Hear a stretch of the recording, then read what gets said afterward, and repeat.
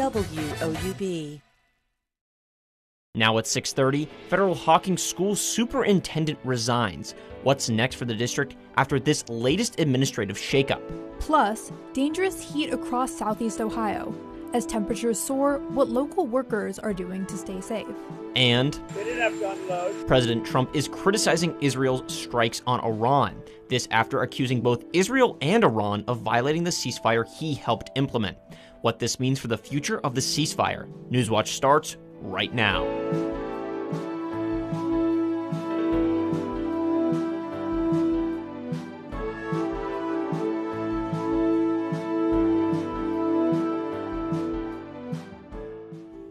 Thanks for joining us. I'm Charlie Ehlenfeld.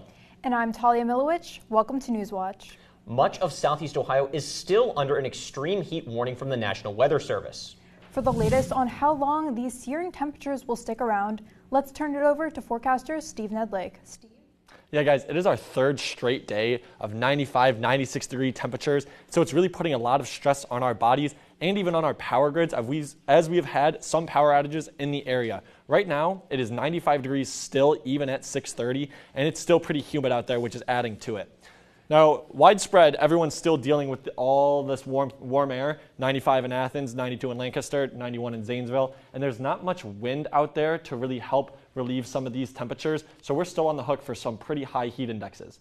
Now, there's no rain in the area to help cool some of this air off, but it will start to move into our area as we head into the next few days.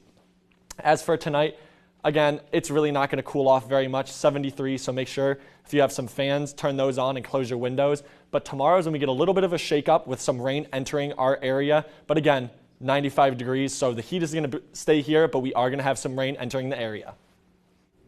Thanks, Steve. People are working outside to find ways to beat the heat amid the first heat wave of the summer. Newswatch reporter Megan Acker visited the Whitten Farm Market in Athens and talked to workers there about what they are doing to keep cool and stay safe. While the tents at the Whitten Farm Market provide shelter from the sun, they don't provide a lot of relief from the heat and humidity. Employee Millie Ryan says that even though it's tough, she and her co-workers are holding up under the high heat. So far it hasn't been too bad, but this little streak, few days of being over 100 degrees, definitely going to be a little rough, but we have the tools. Armed with cold drinks, fans, and buckets of ice, Millie says the farm market is making adjustments to keep employees safe. We'll be closing early on Tuesday, Wednesday, and Thursday, just so we don't have to deal with that evening sun coming down East State Street. The workers have also been taking breaks every hour to get out of the sun. But according to Millie, the best defense against the heat is a good coworker. Keeping an eye out for each other, making sure everything's all right. For Newswatch, I'm Megan Acker, reporting in Athens. And as those workers at Whitten's Farm stand to look out for each other while they're outside, here's what you need to know to look out for when it comes to heat-related illnesses like heat exhaustion and heat stroke. Heat exhaustion happens when you lose large amounts of salt and water, usually after sweating a lot, while heat stroke is more dangerous and happens when the body can't cool itself down. Symptoms include confusion, loss of consciousness, and seizures. If you feel like you are suffering from heat-related illness or see someone with symptoms of heat stroke, experts say here's what to do. You want to very quickly move that person to a cooler area or to shade and loosen their clothing and get them something cold to drink. Heat stroke is a medical emergency. That is something that if you see someone experiencing that, 911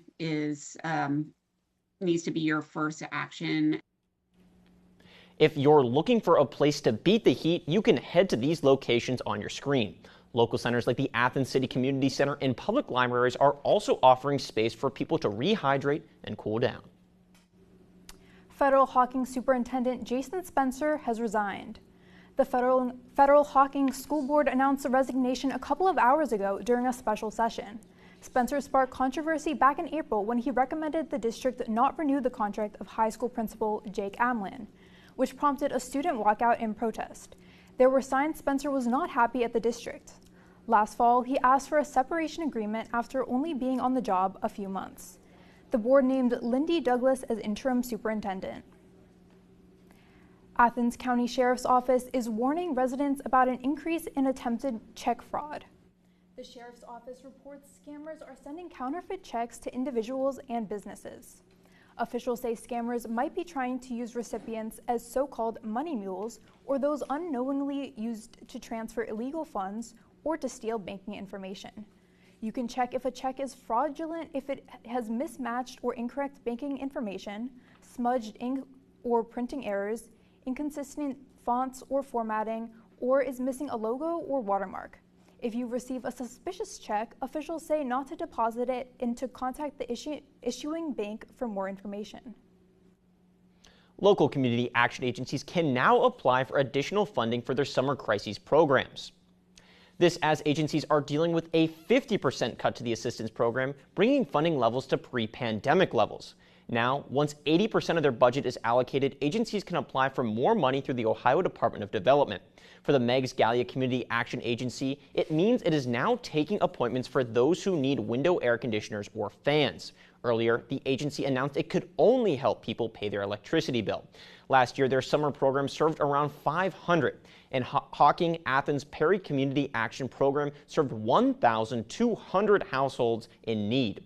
HAPCAP Director of Development Eva Bloom says it's difficult to recognize just how much need there is in communities.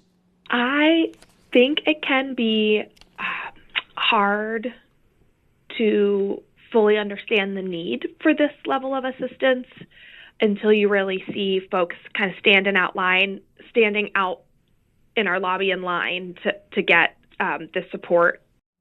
Summer crises programs around the area are set to begin on July 1st. As the state legislature wraps up the state budget, some are turning their attention to another issue, redistricting. The Ohio Constitution says lawmakers must draw new congressional districts by September. 60% of the General Assembly must approve the new districts. If the General Assembly fails to come to an agreement, the Ohio Redistricting Commission will take over. The commission is made up of 7 politicians with a Republican majority. Lawmakers say they could start informal negotiations as soon as August. Last night, hours after President Donald Trump announced a ceasefire, Israel launched a strike on an Iranian radar site. The move upset Trump and undermined hopes for an end to the conflict. Jen Sullivan has the latest on the conflict. The night sky in Tehran lighting up as Israel launched attacks on Iran hours after a ceasefire was expected to take effect. The situation infuriating President Donald Trump, who helped facilitate the ceasefire between Israel and Iran. We basically have two countries that have been fighting so long and so hard that they don't know what the they're doing. Right before the ceasefire went into effect, Iran launching missiles at a residential building in Beersheba, Israel. We arrived, it's a completely mess in this scene. There's a missile that directly hit one of the buildings, direct strike on the top of the building. The president of Iran releasing a statement Tuesday, according to local media, saying, quote, Tehran is ready for talks and to defend the rights of the Iranian people at the negotiation table, adding Iran will not violate the ceasefire unless Israel does first. The current conflict began on June 13th when Israel launched multiple attacks aimed at destroying Iran's nuclear program and its military leadership. Nearly a week later, the U.S. attacked 3 of Iran's nuclear facilities in what the Pentagon called Operation Midnight Hammer. The White House saying it worked with Israel to end Iran's nuclear threat. But following this latest escalation, Trump becoming more critical of Israel. I didn't like the fact that Israel unloaded right after we made the deal. They didn't have to unload. All of this comes as President Trump travels to the Netherlands for the NATO summit. The world should be worried about this. I'm Jen Sullivan reporting. President Trump is in the Netherlands for the NATO summit amid tensions between Israel and Iran. NATO's Secretary General acknowledges Iran is likely to come up during the summit because of how its actions affect Europe. Analysts say defense spending is likely to be the key focus of the summit. U.S. support for Ukraine is cooling under Trump. He also wants NATO members to contribute 5% of their gross domestic products to defense. Some are still short of the current goal of 2%. The House voted to block consideration of a Democrat-led resolution to impeach President Trump for authorizing U.S. strikes on Iran. Lawmakers voted 344 to 79 to table the impeachment resolution, which was brought by Democratic Congressman Al Green. Green claimed Trump abused the powers of the presidency. He said under the Constitution, Trump should have gotten congressional approval to attack another country because there was no imminent threat to the U.S. The House did not vote directly on the impeachment resolution itself. Rather, it voted on a Republican-led motion to table it. Harvard University can continue welcoming international students to its campus despite the Trump administration trying to stop them from doing so. Yesterday, a federal judge indefinitely blocked the administration's attempt to stop the university from accepting international students. In the ruling, Judge Allison Burroughs of the U.S. District Court in Massachusetts said the White House was trying to violate the school's constitutional protections. The Trump administration says it wishes to stop the school from bringing in students from other countries for national security purposes. Coming up, Job Corps' future is uncertain after the Trump administration ordered its operations to be paused. What this means for the future of the historic program. And Americans are less optimistic about the economy. After months of uncertainty, what a new report says might be the cause behind a drop in consumer confidence. Rain is back in the forecast. Find out when it gets here next. On Masterpiece Mystery. Just found these two in the churchyard. David? This is Joan, the Reverend's niece. Your niece. She's in a touch of bother. Everyone who witnessed a murder today, hands up. You know what we should do. All my theatrical training has been leading to this moment. I have a reputation to uphold. Is that your car? Grantchester, on Masterpiece Mystery. Sunday at 9 on WOUB. On Masterpiece Mystery. No! It's my neighbor. I think someone's shot him. Mrs. Potts, I can't have you interfering. Judith Potts. Susie Harris. I'm Bex Starling, the vicar's wife. I'm trying to find out who killed my neighbor. And you've decided to have a little poke around. Every time I see you, there are more of you. We're not going to stop investigating, are we? You couldn't have just started a book club, could you? The Marlowe Murder Club on Masterpiece Mystery.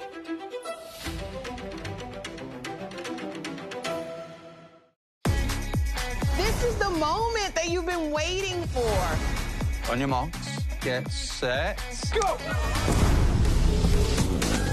Discover extraordinary lost worlds. I know scientists that would give their right arm for this.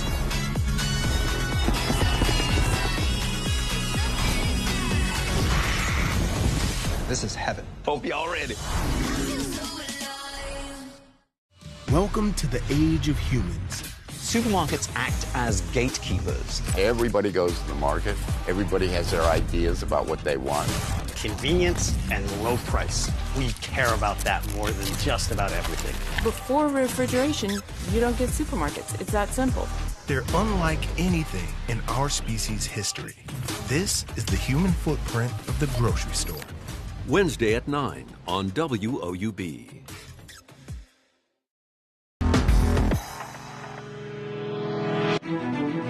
It was our third straight really hot day here in Athens today. Our real field temperatures peaked at 110 degrees, but for right now we're at 95 degrees and it's still pretty humid out there, and that's pretty much across the board. This calm atmosphere is really not giving us any kind of relief in terms of wind to help cool us off. So all across the board, these real field temperatures are pretty up there. Now, that's why we still have these heat advisories and this extreme heat warning in our area. Now, they are going to expire as of 8 p.m., but we're really not out of the woods in terms of the heat just yet. Now, the good thing is we're starting to see this heat dome kind of just get squished down a little bit. It's not quite as wide as it was as a few days ago, and the reason for that is this low pressure system that is starting to move down from the north, and that's really going to help compact this, but it's really not going to give us much cooling off in terms of our temperatures, but it is going to bring with it a little bit of rain that's going to start to settle over our area. Might not get to us tonight, but it's going to just kind of be looming there over the next few days, so that might help us out in terms of a little bit of cooling. Now, as for tonight, again, no real rain, but if you need to walk your dog tonight and couldn't do it today because of the hot pavement, this would really be the time to do it because that pavement's going to cool off, and so it'll only be 73 tonight, but that's going to feel great compared to what we were dealing with during the day. Tomorrow is when we have those rain chances enter the area. Really, again, 95 degrees, so we're still pretty up there, but that chance of rain could help us drop off a little bit.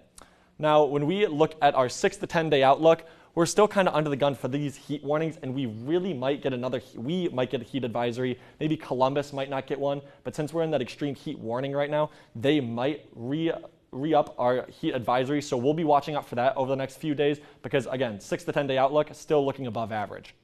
Now, if we really start to look long range, this front is just kind of teeter-totter over our area, kind of giving us these daytime thunderstorms that are going to pop up, kind of like you would see in Florida. And if we kind of look at our Thursday afternoon, Thursday morning, our Wednesday night, Thursday morning is when we're going to see the best chance for our thunderstorms. But again, it's just kind of going to be this teeter-totter effect, and it's really going to be driven based on how many clouds are in the area, because if there's no clouds, there's not going to be much energy to drive these thunderstorms. So we do have a marginal risk of severe weather for Wednesday because we do have that chance of potential surface heating that could help shake up these ingredients and give us some thunderstorms. But now if we really take a look at the 7-day outlook, again, there's not much of a drop-off. We slowly start to see a little bit of a decline, but those shower chances, are still here, and so it's going to lead to a pretty rainy next few days if we can get that front to drop into our area.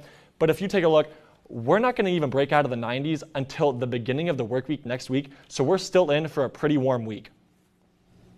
Yeah, I mean, you mentioned those thunderstorms tomorrow. When can we be expecting some of that severe weather?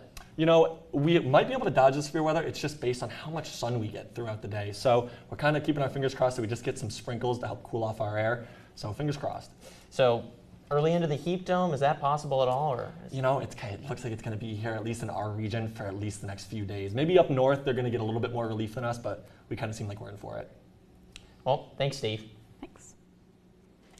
Job Corps is the nation's oldest and most successful job creation program for low-income Americans. The organization provides housing and schooling for young adults. But last month, the Trump administration ordered them to pause operations. Ivan Rodriguez has more.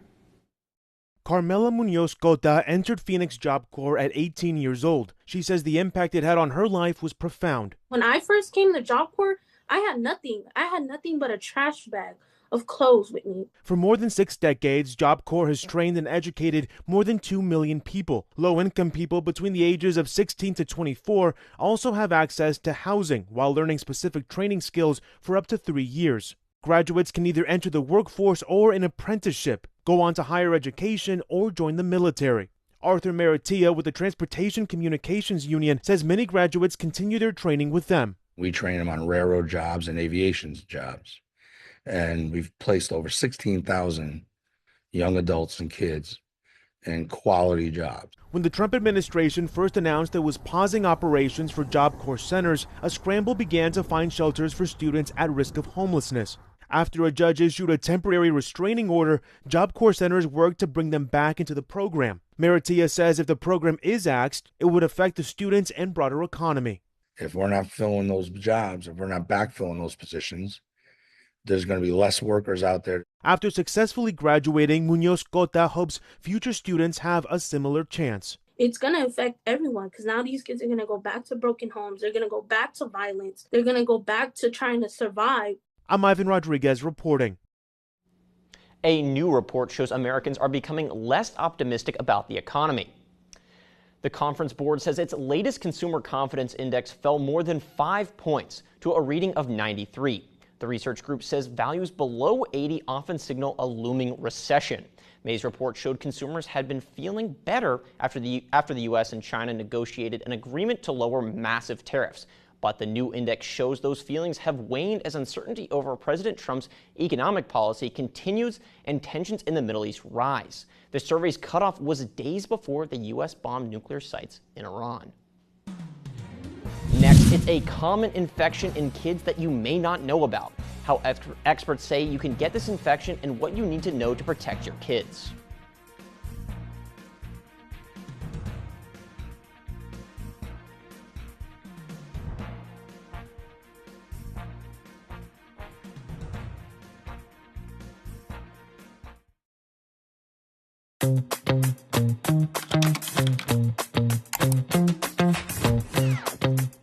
PBS viewers believe that businesses that sponsor PBS on WOUB Public Television have a commitment to quality and excellence. Sponsoring a PBS television program offers your business a unique opportunity to connect with a highly engaged, loyal, and trustful audience in a clutter-free environment, leading to increased brand awareness, positive perception, and potential for higher customer engagement. Your sponsorship is important to the community, and the rewards come back to you in the form of loyal customers. Align your organization with America's most trusted news and public affairs network. WOUB Public Television is worthy of your trust. Contact Corporate Support Director Kathy Malesic at 740-593-4909 or online at woub.org/support.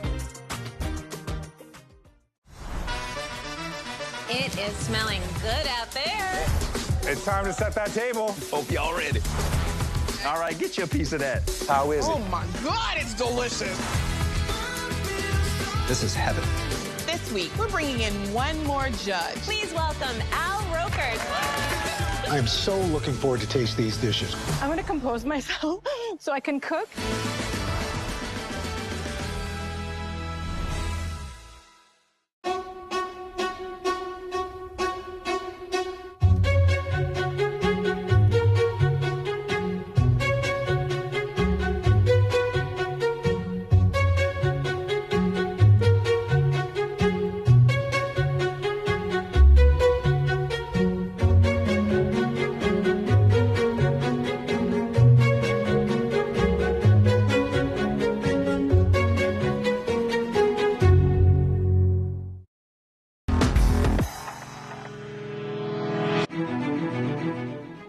Senate Democrats held a shadow hearing to discuss abortion and mark 3 years since the Supreme Court overturned Roe v. Wade.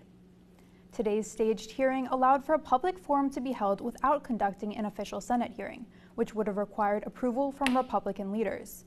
The shadow hearing lets Senate Democrats bring abortion and reproductive health care back to the forefront.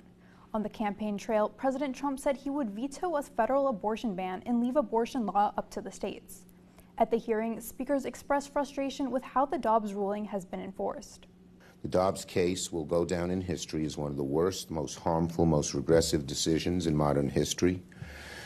And it's unfortunately had a terrible and wide-ranging effect. People are dying. People are dying as a result of the Dobbs decision. Many states have since passed their own laws to deal with abortion.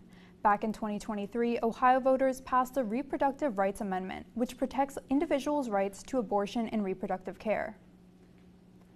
New estimates show more than 150,000 Americans traveled to another state for abortion care in 2024. In fact, more than 1 in 7 women who had an abortion last year crossed state lines to do so. That's more than twice as many in 2019. Nearly half of those who traveled for an abortion last year came from a dozen states that have enacted total bans. Data shows more than 28,000 Texas residents left the state for an abortion last year, more than any other state. A common skin disease has long gone under the radar in the United States.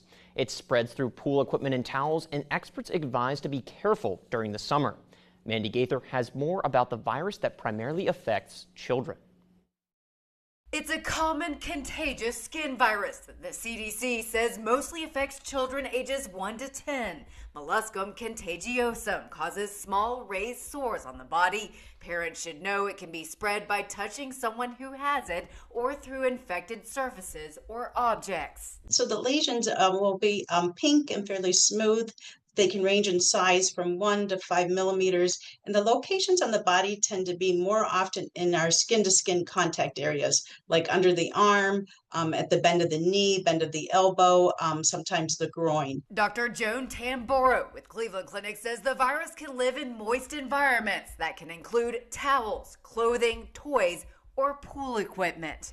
The most common place to get it is from another sibling. So in the home, a few things that you can try to do is, one, to switch off the towel and washcloth, between bathing. Tamboro says parents can also help stop the spread by washing hands frequently, bathing siblings separately if one child is infected with the virus, and by covering the skin lesions with clothing. Many times the virus clears on its own without treatment, so Tamboro says it's just something for parents to be aware of. They certainly should watch their children and make sure that they're not having symptoms from this virus, which would include itch, sometimes pain, and redness of the skin. For Health Minute, I'm Mandy Gaither.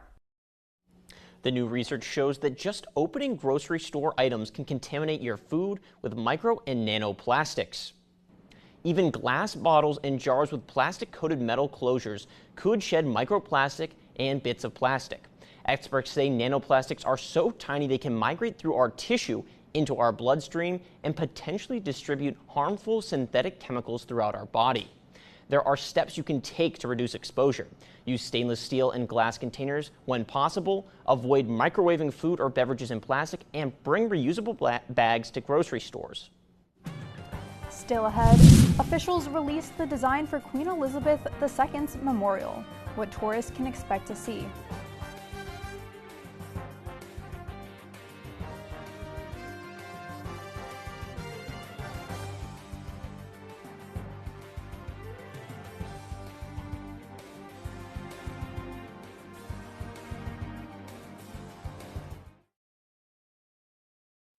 Compassionate, selfless, and starved for support. Everybody needs care at some point. These hidden heroes struggle to serve the needs of friends and loved ones. These are heroic people that are caregivers, period. The fight to create a new culture of care. Caregiving is a source of pride, a source of sadness, and oftentimes joy. Tonight at 9 on WOUB. When steel went down, it took 150,000 jobs. Some of the highest unemployment in the nation. And all the traumas that came with it. We want jobs! When our kids get hurt or get sick, we have no health insurance. You don't just hear that and ignore it. All sectors of the community join together to help these kids. Monday at 10 on WOUB. The Electron Solar Farm. Pentagon with executive orders. Good evening. I'm Jeff Bennett. And I'm Amna Nawaz. I'm Margaret Hoover. I'm Christiana Manpour in London. Bring us up to speed there. Israel is vowing serious consequences. Did you get a commitment from President Trump? We have to work on it. When that story is told, it will be easier for us to see each other like the people who came before us. Today, we live in a time when meaningful discourse is needed more than ever. Is this just, at the end of the day, very smart politics? It's, never compromise on the accuracy. This is the story of modern war, how it's fought and how it's changing us.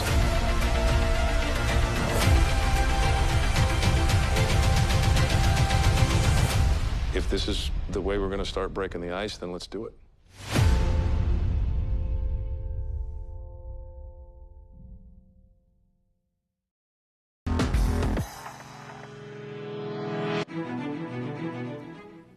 Officials in the UK have unveiled the winning design for the late Queen Elizabeth II's official memorial.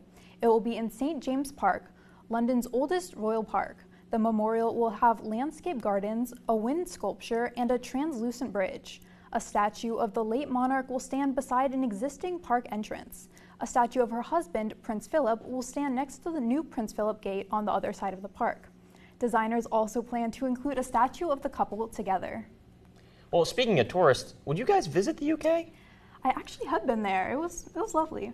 I don't know if I could do the beans on toast. I don't know if it's for me, but I think they're probably a little cooler there than we are here right now because they're nowhere near as warm as we are. As for tonight, we're going to drop a little bit. The overnight low is going to be 73, so if you have any plans, they should go off without a hitch. But then the rain jumps into our forecast for at least the next 5, 6, 7 days. And that's where we're going to start to see a little bit of a decline from like the mid 90s to maybe the low 90s, high 80s. But again, that rain's going to be a constant in our forecast for at least the next week. Well, that does it for our broadcast this evening. Thanks for watching. For Steve Nedlick, I'm Charlie Ehlenfeld. And I'm Talia Milovich. Stay tuned for the PBS NewsHour coming up next. Have a great night.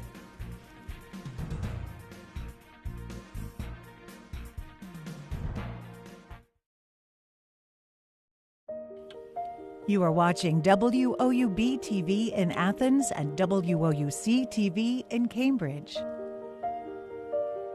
I love it. We're on the